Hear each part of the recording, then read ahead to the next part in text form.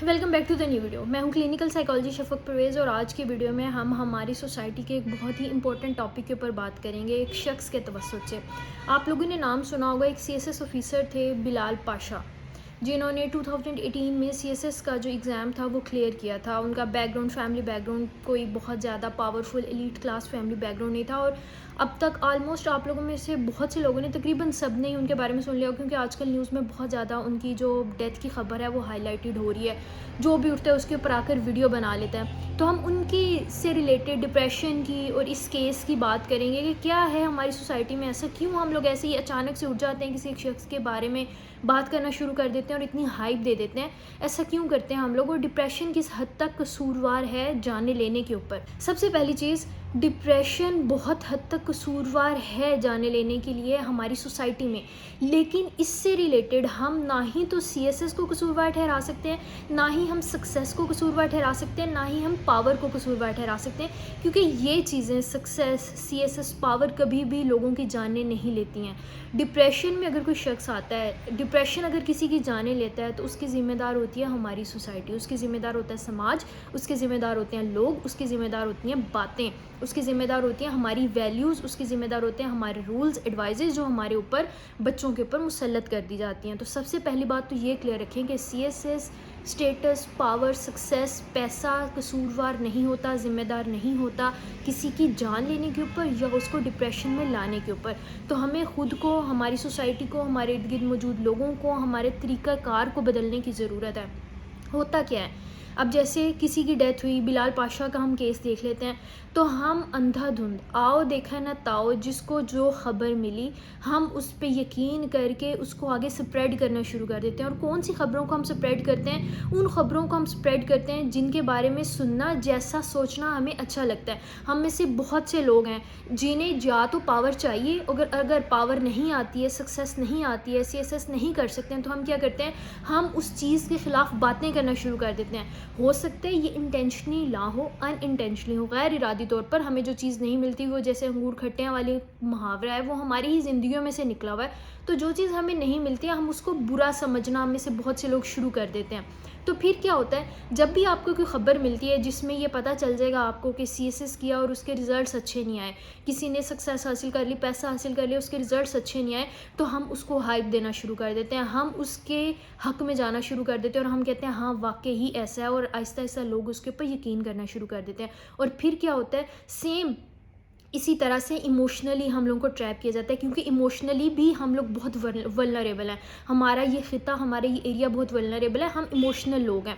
तो क्या होता है, किसी भी तरह से अगर हमें मैनिपुलेट करना है, अगर हमें अपनी बातों में लेकर आना है, अगर हमें अपने पीछे लगाना है, तो हम क्या करेंगे, इमोशनली लोगों को ट्रैप करना शुरू कर देंगे, इमोशनली लोगों को वल्नरेबल करना शुरू कर देंगे, हम वैसी बातें करना शुरू कर देंगे जैसी लोगों को पसंद है। जैसे कि अमेरिका में जब इंतखाबात होते हैं, तो क्या होता है, वो कहते हैं कि अमेरिकन जो लोग होते हैं उनके दिमाग को पढ़ा जाता है, देखा जाता है, रीड किया जाता है, स्टडी किया जाता है सोशल मीडिया के ज़रिए कि ज़्यादातर लोग किस तरह की बातें सुनना, किस तरह की आइडियोलॉजी को पसंद करते हैं। तो वहाँ जो लोग होते हैं, पॉलिटिशियंस होते हैं, पॉलिटिक्स से वाबस्ता जो लोग होते हैं, वो वैसा ही बयान देना, वैसी ही स्पीचेस करना शुरू कर देते हैं, और उन लोगों को वही जो वीडियोस हैं, वैसा ही जो कंटेंट होता है वो रिकमेंड किया जाता है, ताकि उनको अपनी तरफ लाया जा सके, सेम पेज पे लाया जा सके। हम लोग भी क्या करते हैं, इमोशनली लोगों को अपने साथ लाना शुरू कर देते हैं, अटैच करना शुरू कर देते हैं, चाहे वो भी सोशल मीडिया पे बैठे हुए हम जैसे लोगों का कंटेंट हो कि ज़्यादा से ज़्यादा लोग हमें पढ़ें, हमें सुने, या हमारी बातों के ऊपर यकीन लाएं, हमारी आइडियोलॉजी के साथ अग्री करें। तो हम क्या करते हैं, हम लोगों को इमोशनली ब्लैकमेल करना, मैनिपुलेट करना शुरू कर देते हैं, क्योंकि हमारे एरिया के लोग इमोशनली ज़्यादा जल्दी हमारे साथ वाबस्ता हो जाते हैं, हमारे साथ लिंक में आ जाते हैं। तो हम क्या करते हैं, फिर इस तरह के आप लोगों को बहुत से शेर आजकल बिलाल पाशा की वीडियोस से वाबस्ता नज़र आएंगे कि जब गरीब के दिन आते हैं तो मौत बीच में आ जाती है। जब भी किसी को कुछ अच्छा मिलना शुरू हो जाता है, किसी गरीब के बच्चे को, किसी गरीब को, तो क्या होता है कि उसकी ज़िंदगी ख़त्म हो जाती है, और हम इमोशनली बहुत ज़्यादा कनेक्ट करते हैं इन बातों के साथ। बात बहुत हद तक ठीक होगी, हमारे यहाँ मोस्टली ऐसा होता है, इस बात को डिनाई नहीं किया जा सकता, लेकिन क्या हर किसी के साथ ऐसा होता है? तो हर किसी के साथ ऐसा नहीं होता। अगर सीएसएस करने वाले बच्चों में से 17% ऐसे लोग होते हैं जो कि सीएसएस किसी भी वजह से अपनी आइडियोलॉजी से ख़िलाफ़ करते हुए या किसी भी दूसरी वजह से, क्या होता है, कोई अच्छी अपॉर्चुनिटी मिल गई है, छोड़ देते हैं। तो बाकी के इतने परसेंट जो लोग होते हैं वो सीएसएस परसू कर रहे होते हैं, उसके साथ रिलाई कर रहे होते हैं और इन चीज़ों को कर रहे होते हैं। तो हम क्यों 17% को देखें और हम क्यों उतनी जो मेजर पोर्शन है, मेजर परसेंटेज हम उसके ऊपर नहीं देखते, क्योंकि इमोशनली हमें कर लिया जाता है। और सेम ऐसा ही हुआ बिलाल पाशा के केस के बाद से कि बच्चे बहुत ज़्यादा सोशल मीडिया के ऊपर, जो लोग हैं, स्टूडेंट्स हैं, वो क्या कर रहे हैं, इस चीज़ को एक कैंपेन की तरह रन कर रहे हैं कि सीएसएस देखा, सीएसएस करने की वजह से, ज़्यादा पैसा सक्सेस कमाने की वजह से ऐसा होता है, तो आप कम में भी हैं तो खुश रहना चाहिए, जो काम कर रहे हैं उसके अंदर खुश रहना चाहिए। बहुत ज़्यादा सक्सेस हासिल करके, सीएसएस करके भी आपकी ज़िंदगी में सुकून नहीं आता, आप डिप्रेशन में चले जाते हैं। तो सबसे मेन बात तो ये है कि सीएसएस, ये चीज़ें रीज़न नहीं होती हैं। हम जिस तरह से चीज़ों को देख रहे होते हैं, पोर्ट्रे कर रहे होते हैं, हमारे इर्द गिर्द जो मौजूद लोग होते हैं वो इसकी वजह ज़रूर होते हैं। कोई ओहदा, पैसा, सक्सेस, कामयाबी इस चीज़ की रीज़न नहीं होती है। और इमोशनली ब्लैकमेल होना, मैनिपुलेट होना लोगों से बंद कर दें, ख़त्म कर दें। ये चीज़ भी आपको आगे सक्सेस में जाने के लिए, आपको आगे लेकर जाने के लिए बहुत ज़्यादा नुकसान देती है। और अगर हम आ जाते हैं मेन ये बिलाल पाशा के केस के ऊपर कि डिप्रेशन की इसको बहुत से लोग हैं वो वजह बता रहे हैं कि हार्ट अटैक हुआ, स्ट्रेस की वजह से, डिप्रेशन की वजह से हुआ। सबसे पहली चीज़, no one knows the reason, कि एक्चुअल रीज़न क्या है। बहुत से ऐसे हैं जो कि मर्डर का भी कह रहे हैं, बहुत सी मल्टीपल रीज़न्स हैं जो आपको सोशल मीडिया पर मिल रही हैं। तो किसी एक को एक्सेप्ट करते हुए आप लोग इसकी तरफ मत आएँ कि ये एक पर्टिकुलर रीज़न है। हमने क्या किया कि हम लोगों सबको इमोशनली, हम लोगों सबको अपनी अपनी ईगोज़ को, अपनी अपनी अना को सेटिस्फाई करने के लिए कि सीएसएस को बुरा कह दो, सक्सेस को बुरा कह दो, पैसे को बुरा कह दो, पावर को बुरा कह दो, कामयाबी को बुरा कह दो, हमें और अपनी अना को सेटिस्फाई करने के लिए, इमोशनली खुद को सेटिस्फाई करने के लिए हमें सबसे अच्छा पॉइंट लगा कि डिप्रेशन को रीज़न बना दो, और हम सब ने डिप्रेशन को रीज़न बना दिया। तो ऐसा जब हम करते हैं ना, तो जो एक्चुअल काज होगी, जो एक्चुअल रीज़न होगी किसी की डेथ की, वो पसे पर्दा चली जाती है, वो छुप जाती है और उसके ऊपर हम आ नहीं सकते हैं। तो फ़ौरन से जब भी कोई चीज़, जब भी कोई न्यूज़ पता चलती है, तो फ़ौरन से उसके ऊपर यकीन करने की बजाय थोड़ा सा इंतज़ार किया करें, थोड़ा सा देख लिया करें। क्योंकि अब क्या होगा, डिप्रेशन के पीछे जो मेन काज होगी, जो मेन रीज़न होगी, वो छुप जाएगी और कभी भी आप उसकी सच्चाई और हकीकत तक नहीं जान पाएंगे।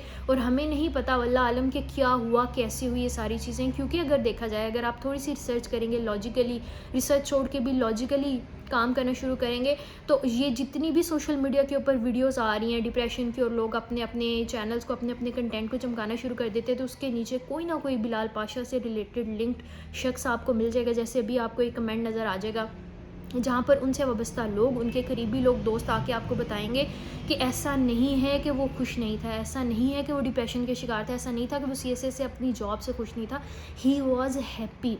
उसके फादर के आप इंटरव्यू सुन लेंगे तो आपको पता चल जाएगा, उनके बकौल भी ही वॉज़ हैप्पी। उन्होंने कभी कंप्लेन नहीं की है कि मैं इस चीज़ से, मैं इस जॉब से, मैं इस पेशे से, मैं इस स्टेटस से खुश नहीं हूँ। तो ऐसा नहीं था। हाँ, अब एक आपको नज़र आएगा सर्कुलेट होती हुई उनकी व्हाट्सएप की चैट। आप खुद सोचें, कितनी दफ़ा ऐसा होता है, हमारे जो करीबी दोस्त होते हैं, बातें कर रहे होते हैं, ऐसे ही बात करते करते हम किसी भी मूड में होते हैं, हम कोई भी बात कर देते हैं। हम में से अक्सर ऐसे होता है जो जब हम आपस में बातें कर रहे होते हैं तो ये कहता है कि मैं तुम्हें नुकसान पहुंचाऊंगा, मैं ये करूंगा, तो हम आगे से कह देते हैं कि नुकसान पहुंचा के देखे तो सही कोई, हम इसको देख लेंगे, हम इसको, अगर कोई हमारे प्यारों को कुछ कहेगा तो हम उसका ऐसी तैसी फेर देंगे, हम उसको तबाह कर दें। तो क्या हम एक्चुअली तबाह करते हैं? क्या हम एक्चुअली ऐसी तैसी फेरते हैं? नहीं फेरते हैं। ये एक इमोशनल फीलिंग होती है, ये एक स्टेट होती है, हम उसके अंदर जुमला बोल देते हैं। बहुत से जुमले हैं जो हम in the go, in the flow बोलते हैं, बट हम एक्चुअली ना ही तो वैसा मीन करते हैं, ना ही हम वैसा करते हैं। दोस्तों के साथ बातें करते हुए बहुत बड़ी बड़ी हम जुमले बोल देते हैं, लेकिन हम एक्चुअली ज़िंदगी में वैसा कभी नहीं करते, वैसे एक्ट कभी नहीं करते।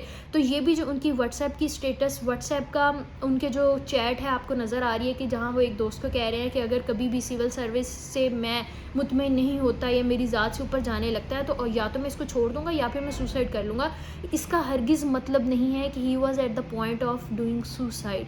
तो एक जुमले की बिना पर ना ही तो आप किसी को डिप्रेशन का डायग्नोसिस दे सकते हैं, ना ही तो आप उसको, उसकी डेथ को सुसाइड करार दे सकते हैं। ये बहुत, एज अ क्लिनिकल साइकोलॉजिस्ट मैं आपको बताती हूँ, एक बहुत रिगरस टाइप की असेसमेंट होती है जो हम करते हैं और उसके बाद हम डायग्नोसिस देते हैं। और डायग्नोसिस देते हुए एज अ क्लिनिकल साइकोलॉजिस्ट पे आप 100 दफ़ा सोचते हैं, क्योंकि जब आप एक डायग्नोसिस दे देते हैं ना, हमारी सोसाइटी में लेबलाइज कर दिया जाता है, उसके साथ लिंक कर दिया जाता है उस शख्स को। उसके बाद में शादी होगी, उसके बाद में बच्चे होंगे, उसके बाद में आगे वाली ज़िंदगी होगी, तो वो बहुत ज़्यादा इफ़ेक्ट होती है। तो हम लोग 100 दफ़ा, हमारे पास ऐसे केसेस आते भी हैं तो हम उनको डायग्नोस करते हुए 100 दफ़ा सोचते हैं कि इसको लेबलाइज कर दिया जाएगा, और हम डायग्नोसिस देते हुए डरते हैं एज अ क्लिनिकल साइकोलॉजिस्ट भी, अपने प्रोफेशन के अंदर भी, क्योंकि हमें पता है कि हमारी सोसाइटी इन डायग्नोसिस को, इन टर्म्स को कैसे लेती है। तो अब सेम ऐसे हुआ बिलाल पाशा के साथ कि हमें उसकी रीज़न नहीं पता। जब वो केस खुलेगा, जब उसके ऊपर पूरी तहकीक होगी, जो कि अब हो सकता है ना हो, क्योंकि हम लोगों ने इतनी हाइप उनके डिप्रेशन को और उनकी इन चीज़ों को दे दी है जिसके बारे में हम में से किसी को नहीं पता कि एक्चुअली वैसा था या नहीं था। क्योंकि अगर एक दो चैट्स की बिना पर हम उन चीज़ों को कभी भी एक्सेप्ट नहीं कर सकते, हम ऐसा नहीं कह सकते कि वाकई ऐसी रीज़न हुई होगी।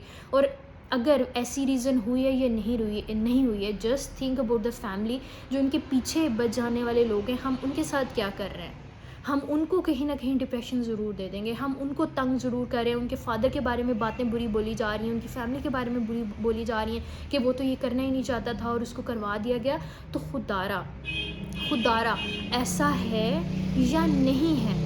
हमें ऐसी चीज़ें बोलने में, ऐसी कैंपेन्स करने में, ऑनलाइन सोशल मीडिया प्लेटफॉर्म पे अवॉइड करना चाहिए। क्योंकि इस एक केस की वजह से बहुत से लोग हैं जो इमोशनली वल्नरेबल स्टेज के ऊपर होंगे। बहुत से लोग ऐसे हैं जो कि इस पॉइंट के ऊपर होंगे, कंफ्यूज होंगे कि उन्हें ज़िंदगी में क्या करना चाहिए। उन्हें बस एक लफ्ज़, किसी का एक जुमला, एक ऐसी बात चाहिए कि वो जो मेहनत इतनी पूरी ज़िंदगी की हुई है ना, उसको छोड़ के वो वापस से पॉइंट ज़ीरो के ऊपर आ जाएं। और इस केस के बाद से, ऐसे केसेस के बाद से बहुत से लोग ऐसे होंगे जो कि छोड़ देंगे मेहनत करना, जो छोड़ देंगे सीएसएस करना, जो छोड़ देंगे कामयाब होना। और बहुत से ऐसे लोग होंगे जो कि डिप्रेशन में या इमोशनली ऐसी स्टेज पे होंगे, डिप्रेशन वाली, मेंटली एक वल्नरेबल स्टेज के ऊपर होंगे, और उसके बाद से वो कि सीरियस कदम उठा लेंगे। तो ये बहुत टेक्निकल चीज़ें होती हैं, बहुत सेंसिटिव चीज़ें होती हैं, जिनके लिए एक एक वर्ड सेलेक्ट करते हुए, अब ये वीडियो बनाते हुए एक एक वर्ड को सिलेक्ट करना, चूज़ करना हमारे लिए बहुत डिफ़िकल्ट होता है एज ए क्लिनिकल साइकोलॉजिस्ट। क्योंकि हमें पता है कि एक लफ्ज़, एक जुमला, एक पॉज भी हमारा किसी की ज़िंदगी को, जब भी कोई वल्नरेबल स्टेज के ऊपर होता है, तो कितना ज़्यादा इफ़ेक्ट कर सकता है। तो आई होप ये वीडियो आप लोगों के लिए बेनिफिशियल होगी। खुदारा जो भी बातें सुनते हैं उनके ऊपर फ़ौरन से रिएक्ट करने की बजाय रिस्पॉन्ड करना सीखें। थोड़ा सा वक्त लें, सोचें चीज़ों के बारे में कि कैसा जुमला, कैसी चीज़ें हम जो आगे शेयर कर रहे हैं वो इफ़ेक्ट करेंगी, और कैसी चीज़ें हैं जो हमें खुद अपनी सक्सेस के लिए, अपनी मेंटल स्टेज के लिए लेना चाहिए। अगेन रिपीट करूँगी, कामयाबी, स्टेटस, सीएसएस, पावर रिस्पॉन्सिबल नहीं होते हमारी जाने लेने के ऊपर, रिस्पॉन्सिबल नहीं होते हमें किसी स्टेज के ऊपर लेकर आने के ऊपर। हम लोग, हमारी बातें, हमारे जुमले, हमारी वैल्यूज़, हमारी ये तमाम अंधाधुंध की हुई जितनी भी कैंपेन्स हैं, जितनी भी बातें हैं, ये ज़रूर ज़िम्मेदार होती हैं लोगों को तकलीफ़ पहुंचाने के ऊपर और लोगों को दर्द देने के ऊपर। अपना ख्याल रखें, इन चीज़ों से अवॉइड करें, ताकि हम एक हेल्दी सोसाइटी क्रिएट कर सकें अपने इर्द-गिर्द, और हेल्दी सोसाइटी में हम लोग आगे बढ़ सकें। मिलते हैं अगली वीडियो में, तब तक के लिए अल्लाह हाफ़िज़। शफ़क़ पे साइनिंग ऑफ, पीस आउट।